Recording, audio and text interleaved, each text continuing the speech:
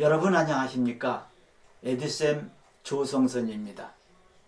그간 에듀쌤에서는 여러 차례에 걸쳐서 가정교육 시리즈를 교육 전문가님들을 모시고 강연 형식으로 내보냈습니다. 그 결과 많은 시청자들이 호응을 해주셨고 구독을 또 눌러주셨고 그래서 풍성한 프로가 됐다는 것을 자부하면서 고맙게 생각합니다. 이 시간을 빌어서 감사한 말씀 드립니다. 오늘부터는 4차 산업혁명 시대의 미래교육은 어떻게 할 것인가 라는 주제로 강충인 박사님을 모시고 강연을 듣는 시간을 갖도록 하겠습니다. 강 박사님은 펜파시픽 대학교 아시아 대학원장님으로 계시면서 TQ 창의력교육 개발원장, 한국 인성뿌리교육협회 회장, 한국 스템교육협회 회장님을 맡아 활동하고 계시면서 우리나라 발명교육과 미래교육 발전을 위해서 계속 연구를 하시고 또 대학이나 일반 학교나 또 직장이나 이런 곳에 가서 강연을 하고 계십니다. 오늘 첫 강의로서는 미래교육의 근간이 되는 발명교육의 발전 과정을 살펴보는 시간을 갖도록 하겠습니다. 사실 오늘 이 자리는 우리가 지금 세계적인 전쟁이 지금 하고 있죠. 미국과 중국이 지금 G2 전쟁하는 것, 일본이 한국을 태클 걸기 시작했습니다. 이것이 다 이제 무역전쟁이라고도 얘기하는데 이 무역전쟁의 기본이 바로 지식재산권이라고 얘기합니다. 우리나라가 이러한 그 미래를 내다보고 우리가 먹고 살 일, 즉 이게 이제 지식재산권을 만드는 것을 우리가 이제 발명이라고 얘기하는데 외국은 그 단어를 거의 많이 안 씁니다. 메이커라는 단어를 오래전부터 써오고 있습니다. 좀 더 체계적으로 만들었던 것이 바로 인벤트, 인벤션이라고 얘기합니다. 다시 말씀드리지만 인벤트, 인벤션이라는 발명이라는 것은 우리가 어떻게 보면 세계 최초로 가장 앞서서 교육 프로세스를 만들었다고 볼 수 있습니다. 근데 유럽이라든지 미국은 그 당시만 해도 그 단어보다는 메이커라는 단어들을 쓰고 부분적으로 해왔습니다. 제 때만 해도 그 발명이라는 단어도 신생 단어지만 메이커라는 단어들을 거의 교육계에서 전혀 몰랐다고 볼 수 있어요.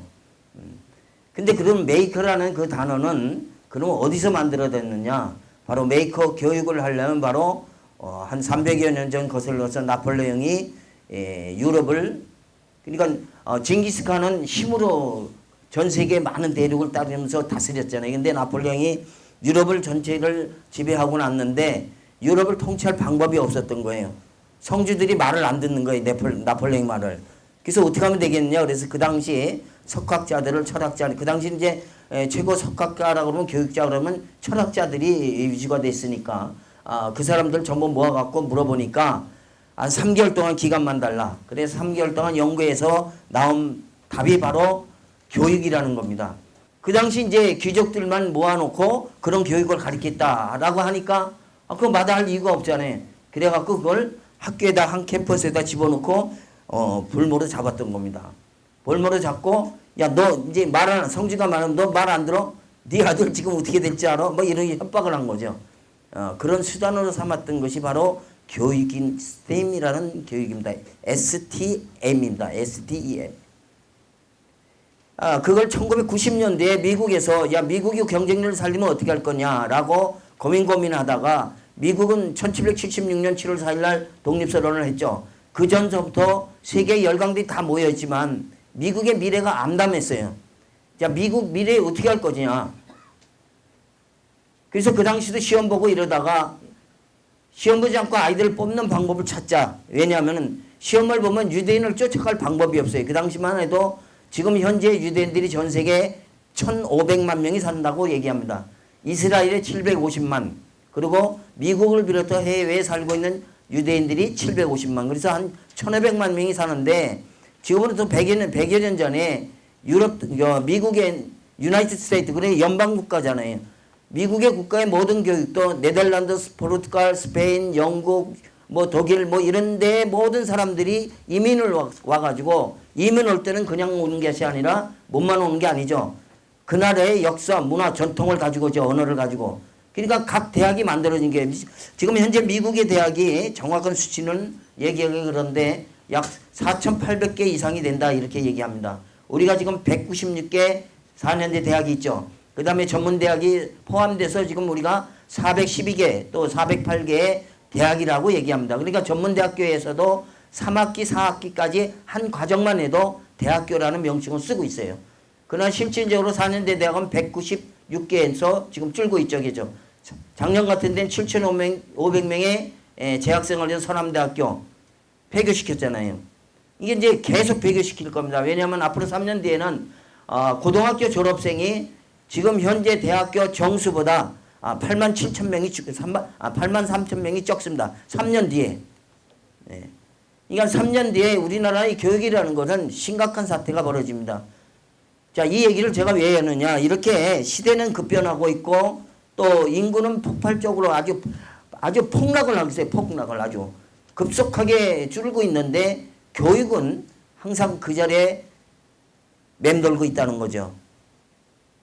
이런 시점에서 우리가 어떻게 먹고 살 것인가 이게 심각하거든요. 그리고 많은 사람들이 이런 얘기를 합니다. 4차 산업혁명 이렇게 얘기하는데 또 하나는 4차 산업혁명이라는 얘기가 있고 4차 산업이라고 얘기하는 것도 있습니다. 이건 전혀 다릅니다. 산업의 구분은 8차 산업까지 구분을 합니다. 그러니까 쉽게 얘기를 해서 1차 산업은 농경사회, 그러니까 우리가 지구상에 인류 학자에 따라서 200만 년 또는 250만 년이라고 얘기하죠. 그때 인류가 쭉 태어나면서 지금까지는 다 뭐예요? 농경문화, 어업문화였잖아요. 이게 1차 산업이거든요. 산업 구조로 나눌 때는. 근데 그 산업 구조에다가 소위 말하는 ICT, ICT라는 게 Information Communication Technology라는 약자거든요. 그러니까 정보를 교류하는 기술, 이런 기술이 접목되면 똑같은 농업과 어업과 이런 데에도 그거는 6차 산업으로 분류를 합니다.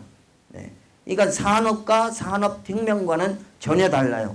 자, 그런데 이 산업혁명이 어느 정도 중요하느냐. 바로 인류 역사 지금 방금 한 뒤 250만 년 전에 인류는 지구상에 태어났지만 지금부터 20만 년 전에 직립인간이 되면서 그러니까 똑같이 사족으로 걸어 다니다가 머리가 위로 올라가면서 생각의 시야가 관찰과 분석이라는 그것이 달라진 거죠. 이때서부터 어떻게 보면은 어디케이션, 그러니까 교육은 시작됐다. 이렇게 볼 수 있죠. 그때서부터 이제 생각을 하는 거죠. 어떻게 하면 저놈들하고 싸워서 내가 이길 것인가. 인간이 가장 나약한 동물 중에 하나죠.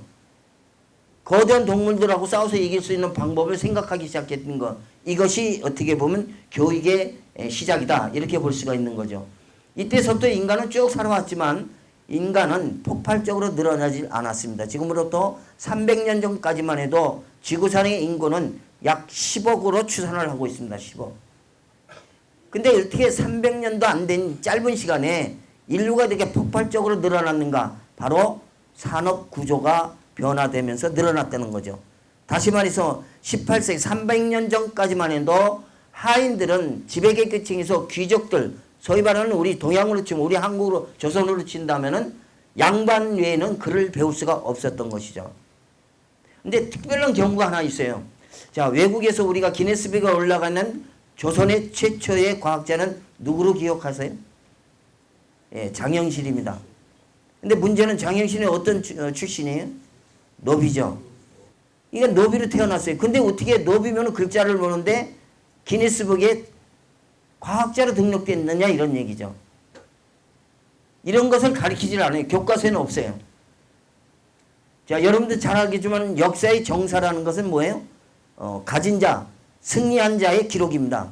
가진 자가 다 뒤집어 엎어놓으니까 자기한테. 그래서 야사를 연구해야 돼요. 역사는요. 야사에 보면은 장현실이 어떻게 성장했던가 발명을 하고 과학자가 됐던가에 대한 기록이 아주 짧게 나와 있습니다. 그걸 우리가 학자들이 추론을 해봤을 때 장영실이 글자를 보이게 되던 기회도 있었고 이런 거예요. 그러니까 이 교육이라는 건 반드시 어떤 교육장 틀에서만 배우는 것이 아니라 라이프 사이클, 즉 생활 속에서 얼마든지 학습될 수 있다는 것이죠. 바로 이것이 유럽에서는 일찍이 알았던 거예요. 그래서 300년 전서부터 나폴레옹이 이런 귀족교육 스템이라는 교육을 할 때 이미 그때 철학자를 통해서 계보가 만들어졌던 것이요. 그러니까 철학자는 계보가 있잖아요. 교육회나 계보가 있듯이. 자, 이런 차원이 바로 어떻게 보면 인類역사의 교육의 근간이다라고 분석을 학자들이 하고 있습니다. 자, 그런 차원에서 자, 미래의 사회는 엄청난 빠른 속도로 변하는데 어느 정도 속도느냐? 쪼크 할 때 이런 얘기죠. 가장 짧은 사이. 뭐라고 그래요, 이게? 네, 눈 깜짝할 사이. 근데 그건 분명히 시간이에요. 눈 깜짝 사이가 시간이거든요. 근데 과거는 그 시간을 계산을 할 수가 없었어요. 근데 지금은 계산을 해요. 왜? 1초를 10만 분의 1까지 쪼개고 있잖아요. 이게 나노혁명이라는 거거든요. 이런 식으로 교육은 그쪽을 쫓아가질 못하고 있는 거예요. 현실은 이렇게 급변하고 있는데 교육은 답보 상태로 멈춰 있다는 거죠. 그래서 오늘 제가 얘기하는 거는 그런 차원에서 시대는 어떻게 변했는가에 대한 얘기를 부분적인 것만 간단하게 말씀드릴 것 이렇게 생각합니다. 그래서